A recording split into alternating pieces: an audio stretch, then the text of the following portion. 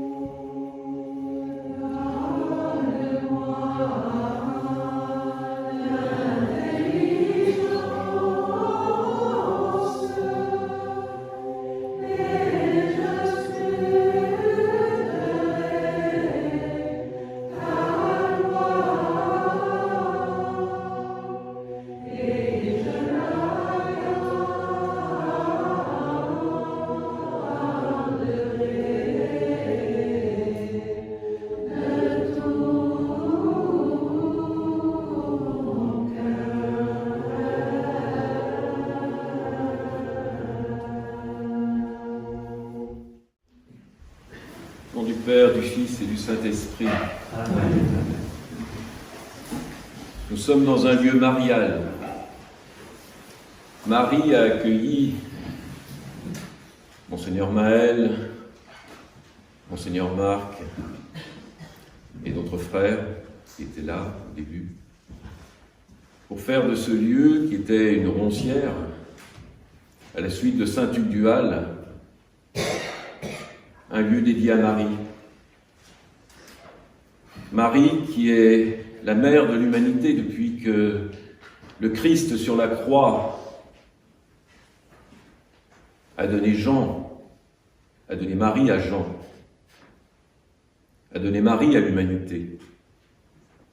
Et particulièrement a donné Marie en ce lieu pour accueillir ceux qui veulent accompagner Marie dans les tribulations du monde,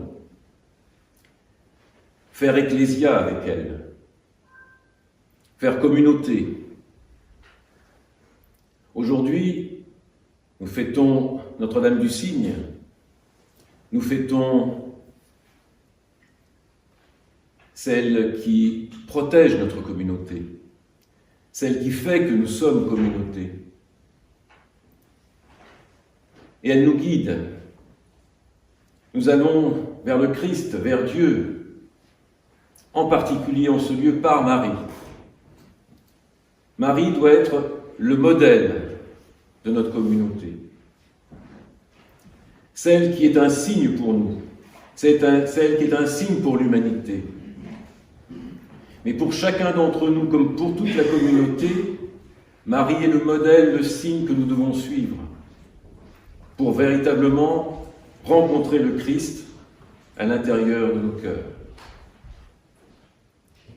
Donc chaque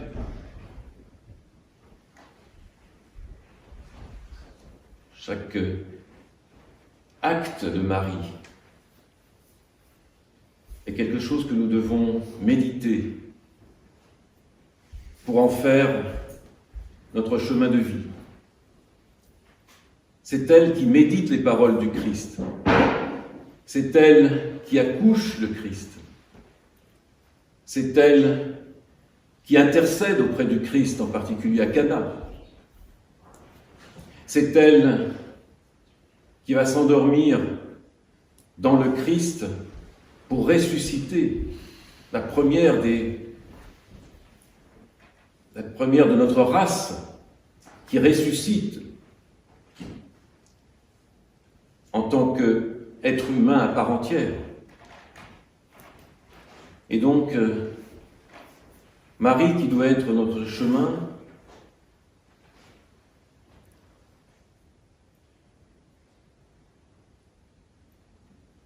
doit nous entourer de son amour et doit nous essuyer les larmes de toutes les douleurs que nous pouvons avoir. Elle est un signe de lumière qui doit effacer les signes de malheur que nous voyons dans le monde. Il y a toujours eu des signes de malheur dans le monde. Le monde ne traverse que des souffrances, avec quelques rémissions, comme nous en avons vécu jusqu'à présent. Mais elle est le signe de l'espoir. Dans l'Apocalypse, elle apparaît comme une reine avec les 12 étoiles. Bien sûr, elle va fuir devant le dragon, parce qu'on n'affronte pas le dragon de cette façon-là. On rentre dans la caverne pour retrouver le Christ qui nous donne sa grâce et sa force pour ensuite détruire le dragon. Détruire toutes ces pensées mauvaises qui peuvent nous venir en écoutant les médias, par exemple. Le christianisme est une religion d'espoir, d'amour, de lumière, et qui est merveilleusement incarnée par Marie, en ce lieu où elle est apparue, encore récemment, m'a-t-on dit. Donc il y a quelque chose un peu d'étrange dans notre vie. C'est que nous avons rencontré le Christ puisque nous sommes ici à prier, à vivre de l'amour du Christ. Et en même temps, souvent nous pouvons se dire, nous ne le voyons pas. Nous ne le sentons pas forcément dans notre cœur. Et nous pourrions être désespérés quand nous traversons des épreuves ou quand le monde traverse ces épreuves et qui nous attristent. Mais quand on pense que peut-être Dieu ne nous donne pas le signe qu'on attendrait et qui répondrait à nos prières, je crois qu'il faut revenir à cette notion de l'amour.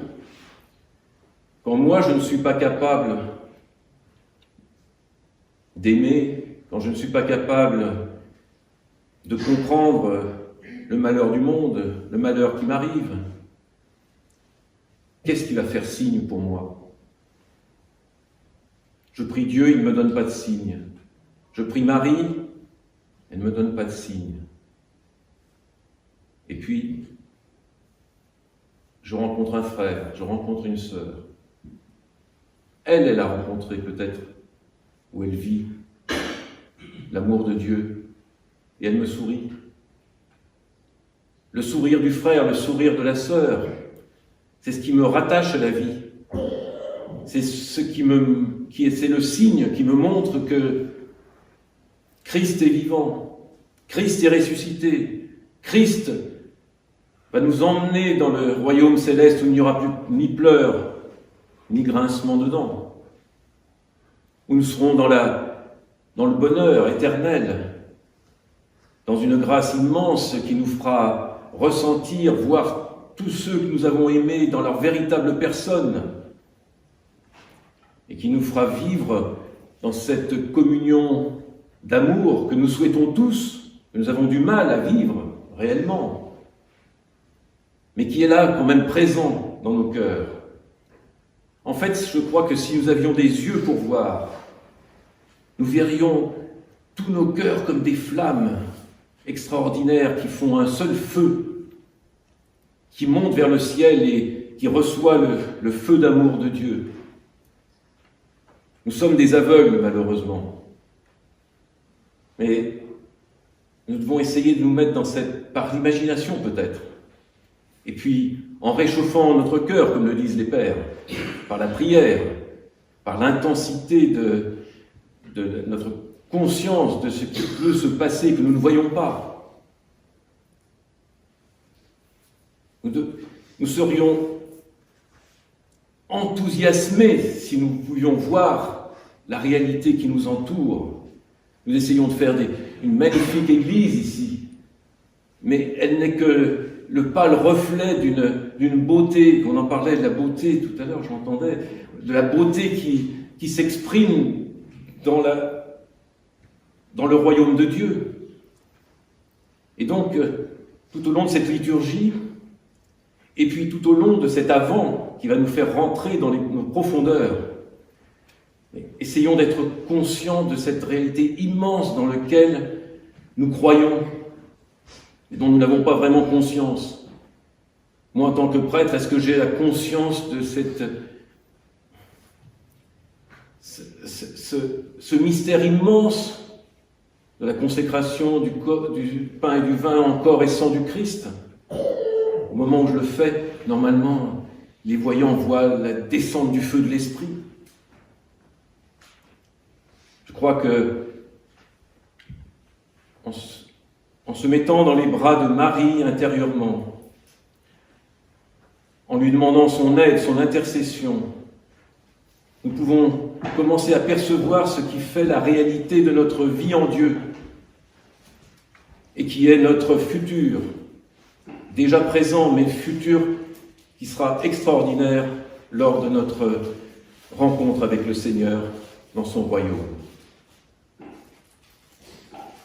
Donc peut-être un message pour cet avant, qui est une descente dans les profondeurs des ténèbres, avec la baisse de la lumière, avec le baisse des énergies. Profitons-en pour, avec Marie, rentrer dans notre cœur, rentrer en méditation, sentir ou essayer de sentir l'amour de Dieu qui est en nous et l'amour de Dieu qui est dans nos frères et nos sœurs. Et essayons pendant cet avant de limiter nos jugements, de moins penser, de laisser à notre ego sa place. Essayons de nous transformer en des Christ qui sont des fils de Marie et qui vont aller vers Dieu en toute fraternité, en confiance et dans la lumière de l'amour. Amen.